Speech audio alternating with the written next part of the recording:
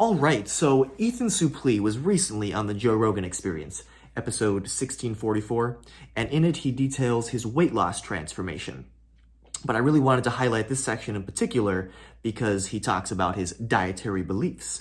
And for those who don't know Ethan, he is a very talented actor who used to be morbidly obese. Best known for movies like American History X and Remember the Titans is probably his most notable one. You'd probably recognize him as that extremely rotund, but very likable actor in various movies.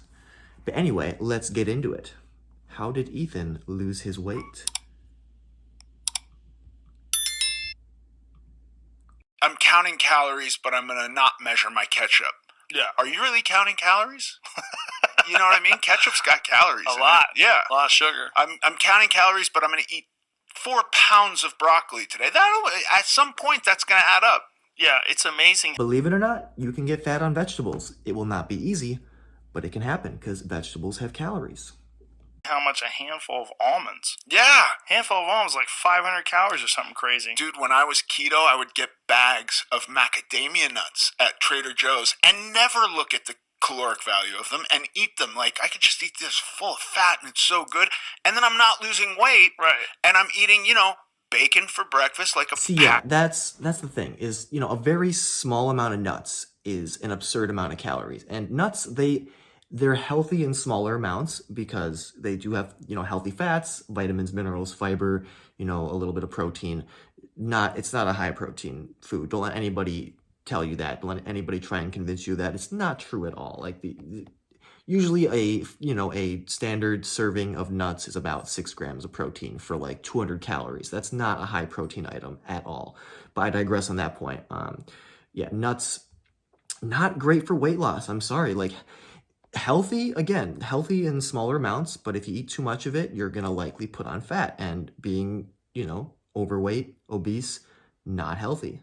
So it's still calories, package of bacon for breakfast, a steak for lunch, snacking on macadamia nuts all day, and not losing weight, and like fucking pulling my hair out because it didn't seem to be working. At some point, fad diets. You can't eat more than your body needs, right, or you're gonna hold on to weight. Like, this is just the way that works. If keto gets you to a place where you're gonna be able to not eat enough to lose weight, that's great. That's perfectly great. But if you're eating fucking heavy whipping cream on everything, this might not be the solution.